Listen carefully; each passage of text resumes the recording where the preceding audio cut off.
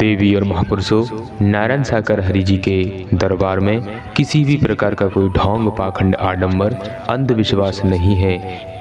किसी भी प्रकार का कोई दान पात्र चंदा चढ़ावा फूल माला धूप बत्ती अगरबत्ती का कोई भी प्रावधान हरि दरबार में नहीं है।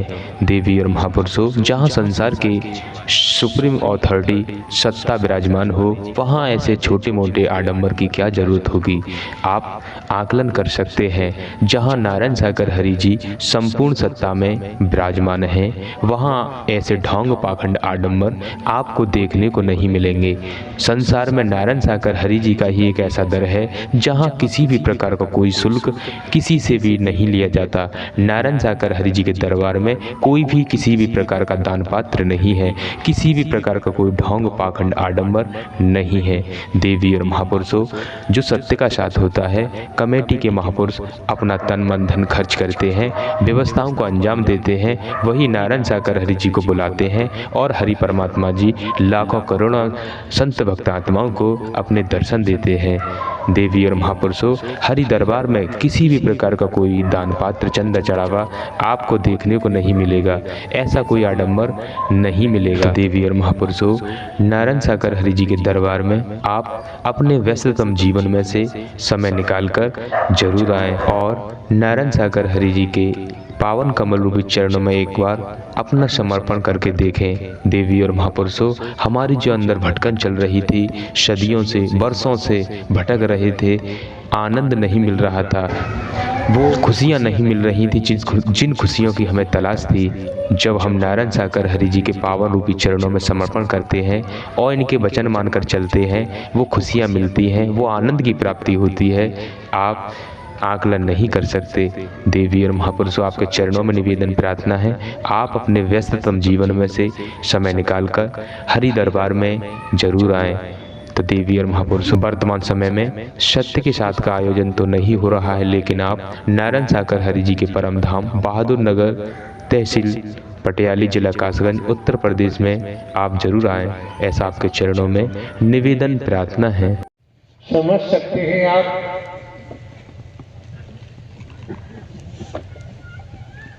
20 रुपए किलो बाजार में, गल्ला मंडी में 20 रुपए किलो ज्वार मिलती है, ज्वार। और अगर आपको कोई 5 रुपए किलो में दे तो सस्ता समझकर आप खरीद लेंगे। वो ज्वार चोरी की हो सकती है, उठा धराई की हो सकती है। सस्ते का सौदा उचित नहीं बैठता। वही तो आज चल रहा है, नकल माफिया जम के चल रहा है। इसी के तहत जो नौकरी पाए हैं, नौकरी भी जा रहे हैं और जेल भी जा रहे हैं। हमारे कहने का भाव, कहने का तात्पर्य यही है, आने वाले महापुरुषों को चाहिए अपने बच्चों को योग्यता के अनुसार योग्य बनाएं, विकसित करें, शिक्षा उस स्तर की दिलवाएं, मेहनत कराएं।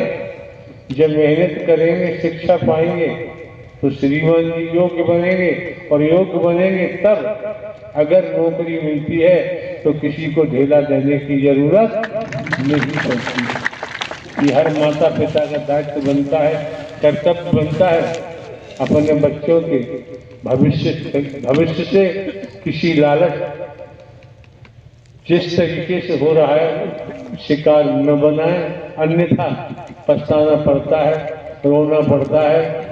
कानून छोड़ती नहीं। जिसने दुनिया देख लो कानून तोड़ा है, कानून बख्शती नहीं। ये मौका मिला है, समय मिला है, वक्त मिला है, इसे मानवता, भाईचारा, अनेकता में एकता, मानव मानव को गले लगाना, मानव मानव से प्रेम करना। जब यहाँ आते हैं आप लोग भी सुनो, वंचित मत रहो। जब मानव मंगल मिलन सद्भावना समागम आयोजन है, अपने दिमाग को ऊंचा मत समझो, महापुरुषों से भी झुक के प्रणाम करो, महापुरुषों से भी झुक के प्रणाम करो। अगर महापुरुष क्षण स्पर्श कराता है तो क्षण स्पर्श करने में भी कंजूसी नहीं करनी चाहिए। इससे हमारी में हटती है, में गिरती है। अधिकारी थे तब थे, आज नारायण साकार हरि परमात्मा ने कितनी मेहर की है, रहमत की है, दया की है, जो आपको सत्य के साथ का अधिकारी बनाती है। वो अधिकारी बनने पर क्या परिणाम आता है?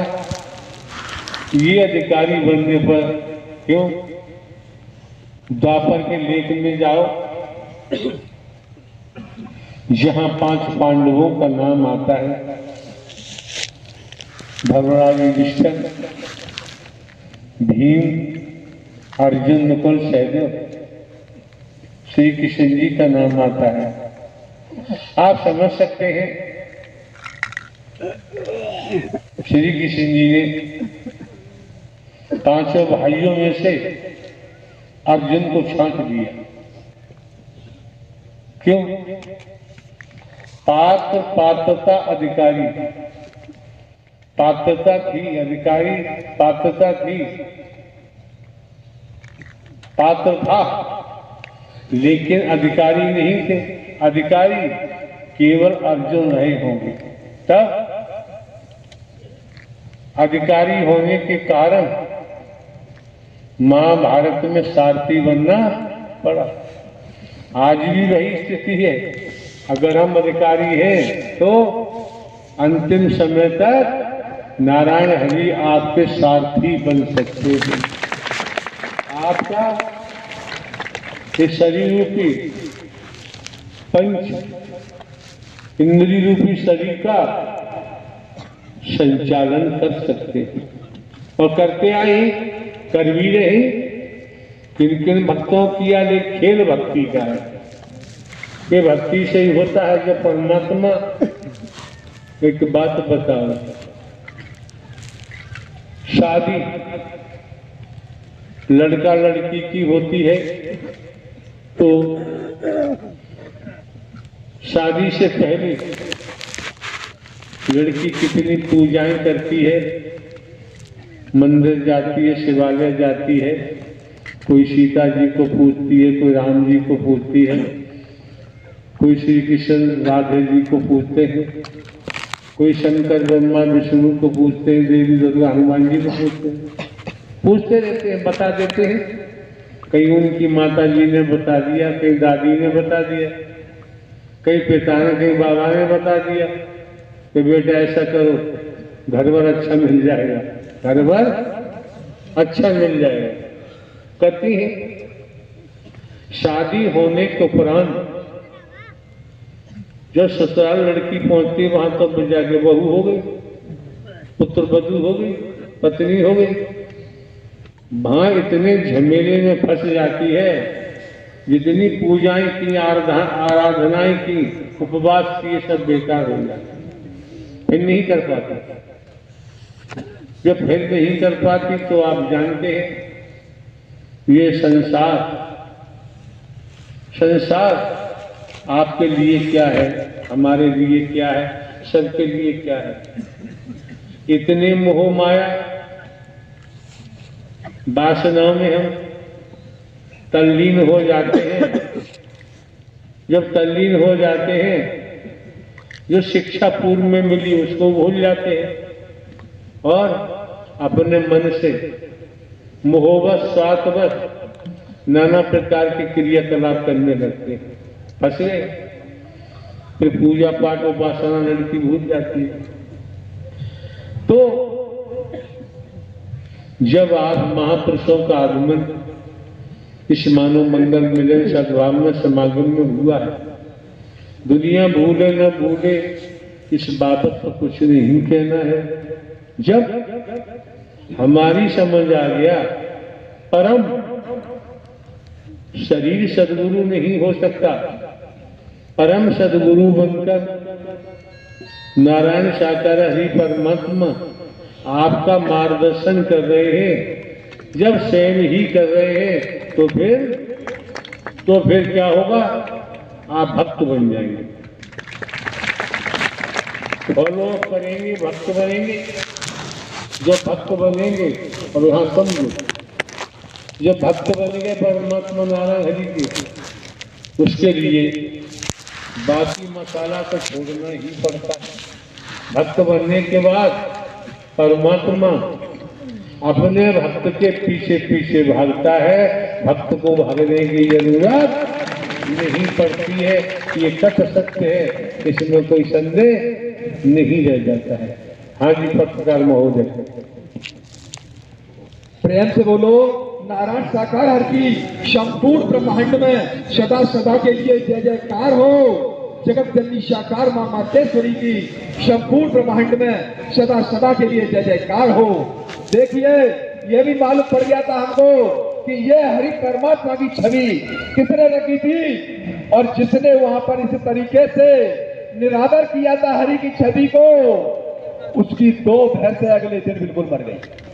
1.5-2 लाख का नुकसान हो गया।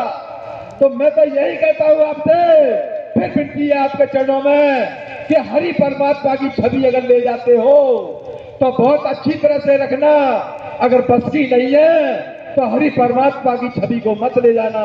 दूसरे ये भी हम आपको सूचित कर अवगत कराते हैं, यही कार छवि वगैरह पेंडल एक श्रीमान जी करते थे। उन्होंने भी अपना सज्जनता का परिचय दिया वो जाने।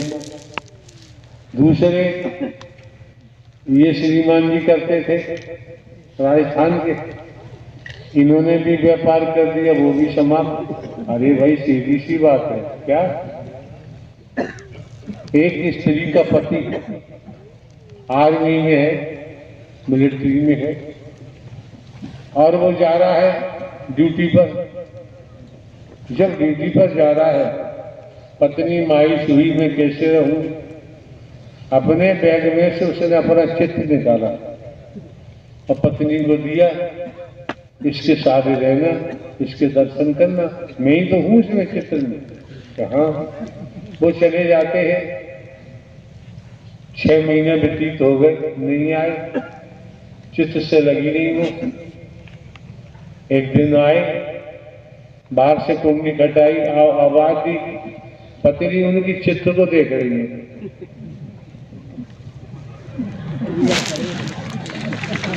अरे आप लोग करते होंगे, वो आवाज दे रहे, जो भी नाम रहा हो, उन्होंने नाम लिया, भाई मैं हूं फला फला। तब जाके अंदर से कुंडी खुली, क्या कर रही थी तुम? मैं तुम्हारा चित्र देख रही थी। तो पति ने क्या कहा, जब चित्र वाला जिंदा सामने खड़ा तो चित्र देखने की क्या जरूरत है?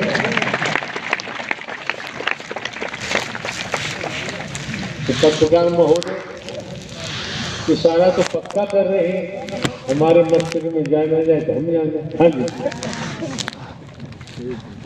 तो प्यारी प्यारी साध संगत, संपूर्ण ब्रह्म यही नारायण साकार हरि है। देखिए, इन हरि परमात्मा के लिए जो आसमान में सूर्य दिखाई दे रहा है, ये भी दर्शन के लिए लालायित रहता है। ये हरि परमात्मा के दर्शन के लिए आता है ये भी सूर्य। जहाँ पर नारायण साकार हरि के चढ़ पड़ जाते हैं, वहाँ की तो धरा पवित्र पूजनीय बन जाती है। ये नारायण साकार हरि संपूर्ण ब्रह्म है। यहाँ पर किसी प्रकार का कोई भी ढोंग पाखंड आडंबर, कोई चढ़ावा फूल माला प्रसाद का नहीं है। नारायण साकार हरि जब से इस भूलों पर आए हैं, नारायण साकार हरि का प्रकट हुआ है। नारायण साकार हरि के जब से दर्श हुए हैं, हकीकत बता रहे हैं, असली जन्म तो हमारा तभी हुआ है।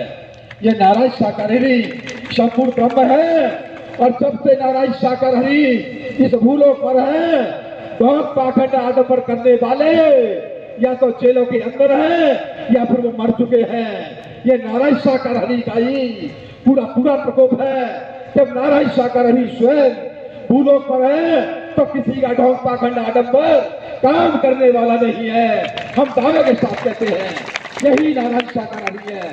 संपूर्ण ब्रह्म यही है, संपूर्ण ब्रह्मांड के कुल मालिक यही है, संपूर्ण सृष्टि के रचयिता यही है। नारायण साकार हरि, इनके अलावा कोई नहीं है।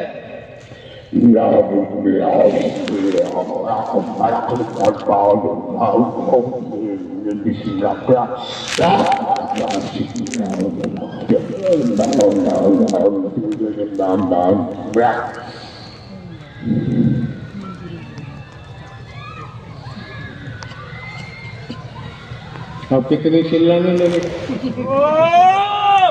तो क्यों चीख रहे हैं? क्यों कहा? शब्दों के महत्व को समझो। जिसने अंग्रेजी भाषा पढ़ी है वो अंग्रेजी भाषा को पढ़ भी सकता है, लिख भी सकता है। जिसने अंग्रेजी भाषा को पढ़ा नहीं, न वो लिख सकता है न ही पढ़ सकता है। जो आपने सुना, जब तक तन में प्राण है यही भाषा चलती रहेगी, लेकिन कोई सुन समझ नहीं सकता। इसलिए श्रीमान जी पत्रकार महोदय खड़े हैं, आपकी भाषा में चर्चा के द्वारा जानकारी दे रहे हैं। एक सज्जन है, पिता है, उसकी पत्नी नहीं है, लड़की अबोध है, बेटी, उसी ने लालन पालन किया, दूध का काम करता था, गाय भैंस पालता था। समझो चर्चा हमें कहां से कहां पहुंचा देती है। होता यूं है,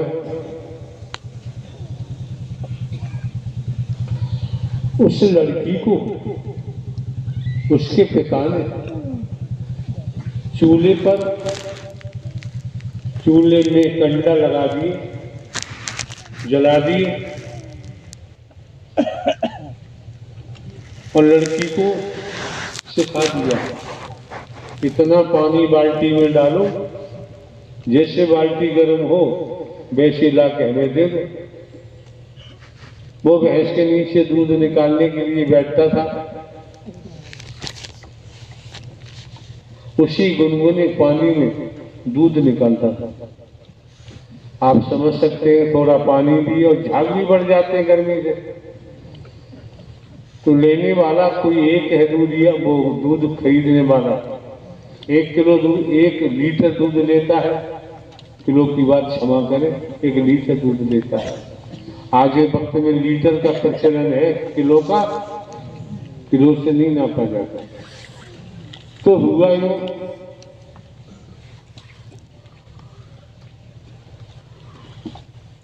पचास ग्राम कम से कम दूध कम जाता है।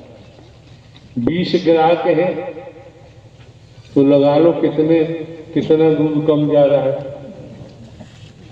यही धंधा था, लड़की को सिखा दिए, वही करती रही। एक दिन 18-19 साल की लड़की होगी, शादी उसने लालच में नहीं की, कि काम कर रही है, भैंसों की देखभाल कर रही है, मेरे साथ लगी रहती।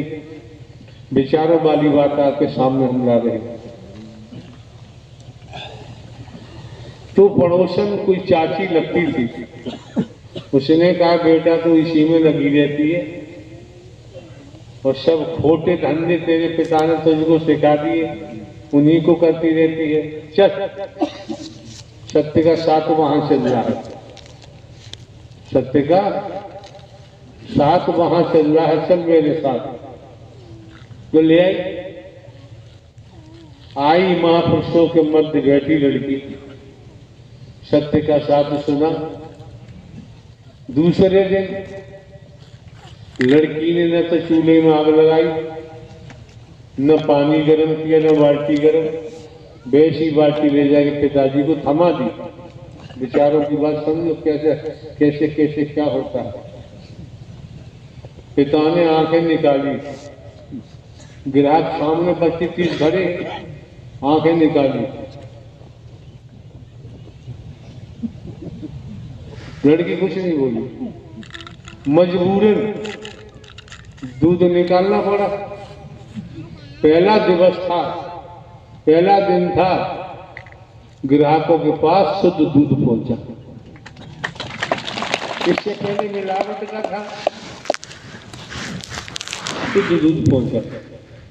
जब फुर्सत हो गया उसका पिता, तब लड़की को बुलाया, आंखें निकाली, क्या क्या कहा, हराम को 17 साल की तूने मेरी मेहनत आज बेकार कर दी, ऐसा क्यों नहीं किया, बाल्टी गर्म क्यों नहीं की, अच्छा पानी क्यों नहीं लाई। लड़की ने कहा चाची के साथ और सत्य के साथ में गई थी, तो मैंने विचार सुना मिलावट करना पाप है, तो हमने ये नाटक नहीं किया। क्या कहता बा, 17 साल का प्रभाव जो हमारी शिक्षा थी उसको तुमने एक पल में नष्ट कर दिया। और क्या कहा, वहां भट्टा भाड़, उसने सत्य के साथ को भट्टा भाड़ बताया, भट्टा भाड़ के यहाँ जाके और एक पल में बदल गई। अब मैं तेरी शादी लंगड़े से करूंगा, काने से करूंगा, होश में रहो। उसने कहा तेरी शादी में लंगड़े से करूंगा, काने से करूंगा, काले करूपे से करूंगा, तूने मुझे धोखा दे दिया। वहां से राज्य का राजकुमार निकल रहा था घोड़े पर बैठकर, वो सुन रहा था। राजकुमार अपने राजमहल में पहुंचा, सुबह को दरबार लगा, मंत्री जी से कहा ऐसे से फला जगह से फला आदमी को बुला के लाओ।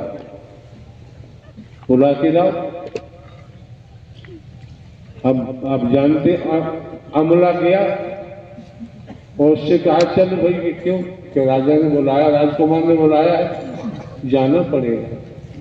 गए, तब राजकुमार ने कहा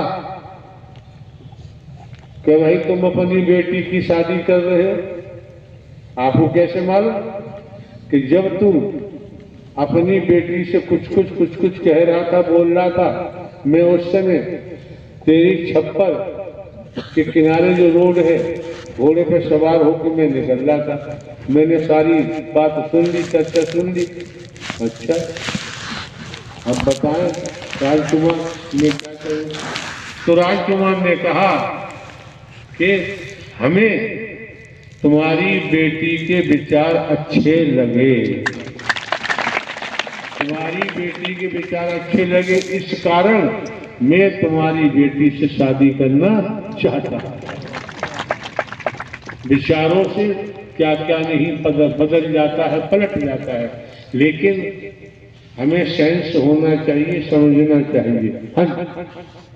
देवी और महापुरुषों, सत्य प्रभु परमात्मा नारायण साकार हरि जी पूरे ब्रह्मांड के कुल मालिक हैं, पूरे सृष्टि के रचनाहार हैं। जब जब इस पृथ्वी लोक पर साधु संत महात्माओं पर अत्याचार होने लगता है, अधर्म का बढ़ावा होने लगता है, अधर्म की वृद्धि होने लगती है, तब तक नारायण साकार हरि जी दुष्टों का विनाश करने के लिए और साधु संत महात्माओं का उद्धार करने के लिए, पुनः सत्य धर्म की स्थापना करने के लिए हर युग में अपना प्राकट करते हैं।